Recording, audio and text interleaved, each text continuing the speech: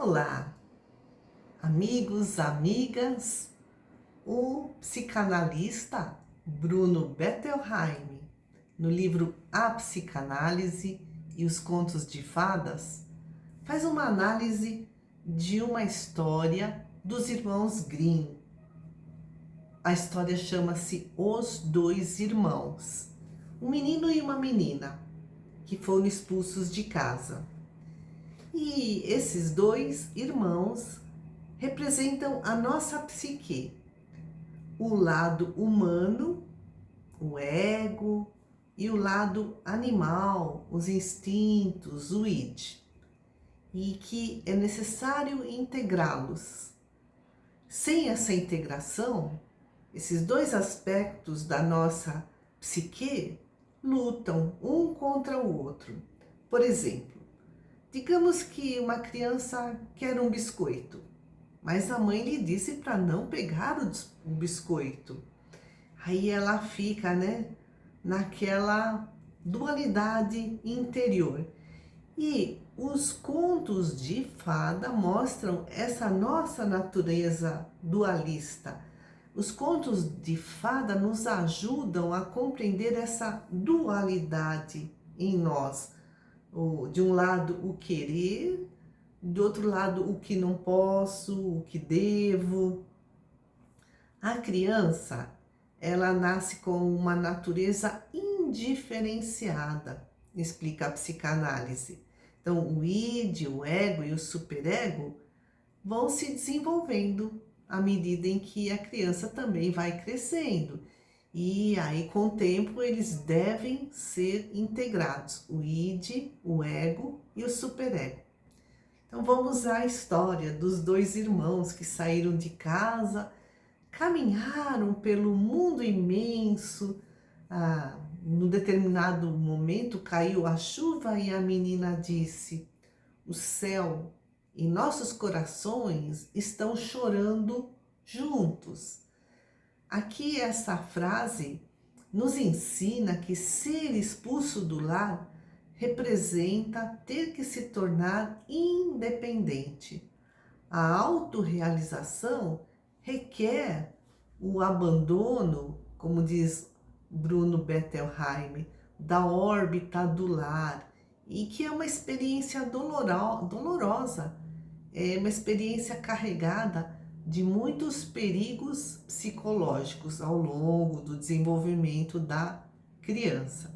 E os contos de fadas mostram todas as chances que aparecem e devem ser enfrentadas, apesar dos riscos, para adquirir a própria identidade, para adquirir essa autonomia, essa independência. Apesar de todas as ansiedades que o conto nos mostra, o final é feliz. Então vamos lá, Os irmãos estavam caminhando pelo esse mundão afora, chegaram num regato e eles estavam com sede. Mas a menina, que representa o ego, sabia que quem bebesse daquela água viraria um tigre. E ela convence o irmão a não beber a água, apesar da sede.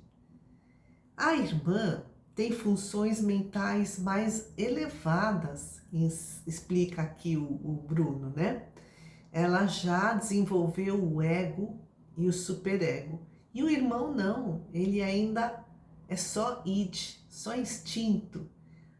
E se o irmão cedesse à pressão do seu id, ou seja, matar a sede, ele se tornaria uma pessoa antissocial, tão violenta como um tigre. Ou seja, se a gente se abandona nos abandonamos aos nossos instintos, sem freio nenhum, nós podemos nos tornar antissociais, violentos como um tigre.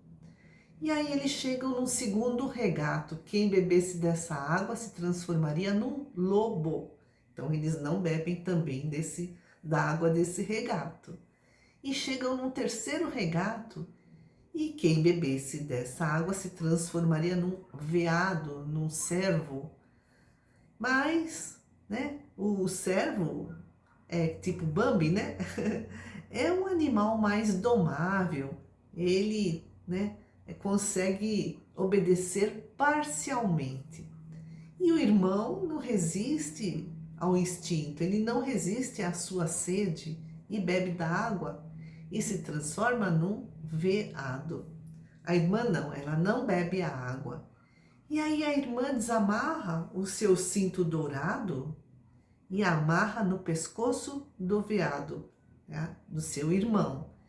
E Bruno escreve, o Bruno Bettelheim, só um laço positivo, aqui representado pelo cinto dourado, pode fazer-nos renunciar a nossos desejos antissociais e levar-nos a uma humanidade mais elevada.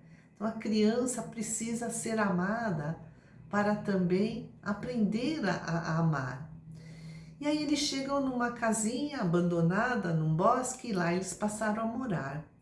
A irmã representa o ego, ela provê a necessidade dos dois. E num certo dia aparece um rei que está caçando lá por aquelas regiões e ele vê o veado, tenta caçá-lo, fere, né, esse veadinho, e a irmã então percebe e o leva para a cabana, cuida do ferimento do irmão, né? Agora transformado num animal. E o rei vai para a cabana. E ao ver a jovem, essa irmã, né? Ele se apaixona por ela e a pede em casamento. E ela aceita, mas com uma condição, que aquele veado viva entre eles. E o rei aceita, eles se casam, e aí nasce um bebezinho, o príncipe. E o psicanalista nos explica que a integração dos opostos díspares de nossa personalidade, o ego e o id, essa integração só pode ser obtida através, né, só depois de abolidas as características antissociais. Então o id, né, precisa ser trabalhado. Isso só que se consegue, essa superação das características antissociais para levar essa integração dos opostos, id e ego, só se consegue na maturidade integral. E essa maturidade integral também é simbolizada pela irmã, que aí ela casou com o rei e ela deu à luz a um filho, ou seja, desenvolveu atitudes maternais. E a história também representa que é necessário deixar a casa paterna e formar a própria família.